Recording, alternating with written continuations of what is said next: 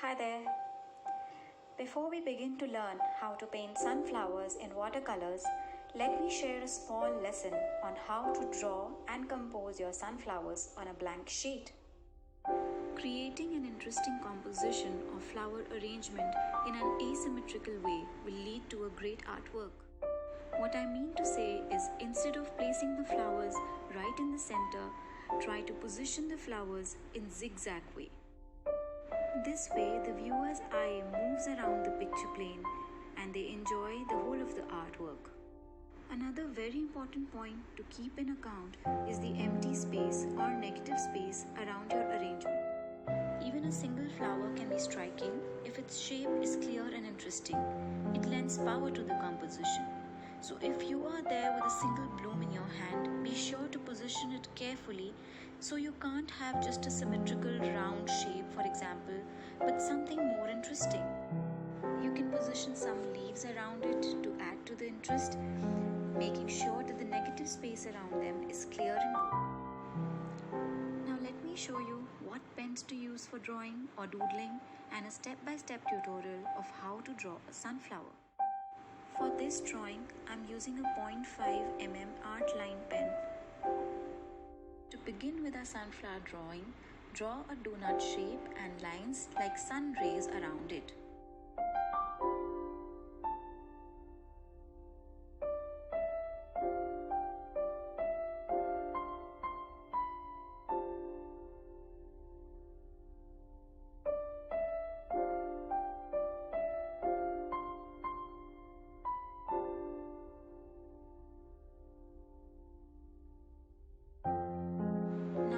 Each line we will draw a shape of a leaf. As you can see here, on every line I am drawing a shape of a leaf, but the leaf is not very stiff. It has flexible lines, wavy lines, and that is the reason why it will give a very natural feel. Give it a natural curve and bend. Try to place the petals in such a way that the spacing is not even. In this gap, instead of placing, I would draw it with a pencil and show it to you that instead of placing the petal right in the center, I would try to position this one in such a way that I can add one more petal there in the gap. So I need not take the center of each petal while I'm adding other petals at the back.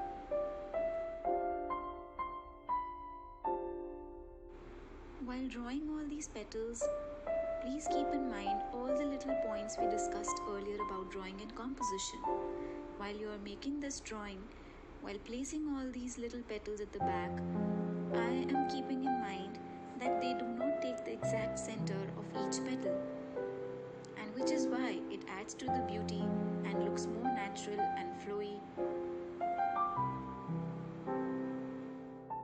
Watch closely how I bend the lines and create waves in the petals so that it looks very natural and pretty.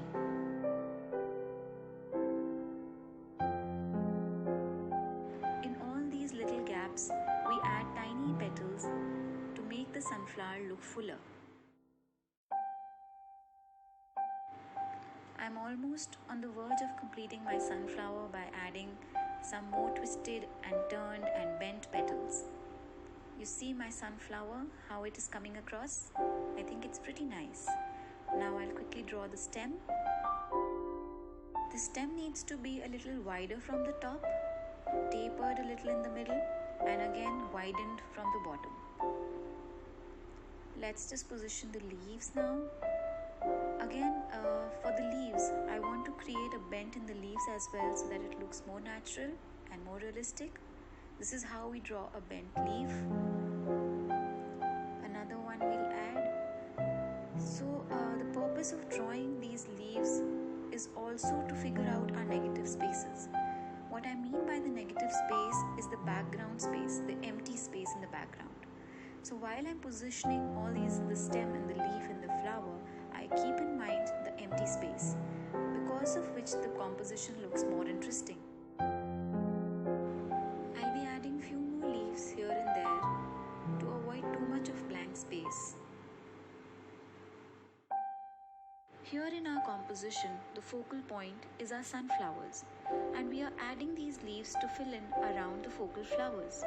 In case you plan to draw foliage or other sort of flowers in your arrangement, pay careful attention how much and where to place, as you don't want your picture to look too cluttered. Now I would like to show you how to draw a sunflower from a side angle. Draw an oval shape first and make some dots in the middle. This shape is again resembling like that of a donut. And then I will make some petals. The petals facing towards the side needs to be larger in size, and the ones facing towards the stem needs to be smaller. That is how it will look, as if it's facing towards one direction and falling towards one side. This will make it look more natural. Again, please keep in mind to add some natural curves and bends to your flower petals to make it look more natural. I'll keep adding these tiny petals at the back, in between the gaps. This way my flower will look much bloomed and prettier and fuller. Come closer to the stem area. The size of the petals should be reduced. This way it will look more angular, as if it's facing towards one side.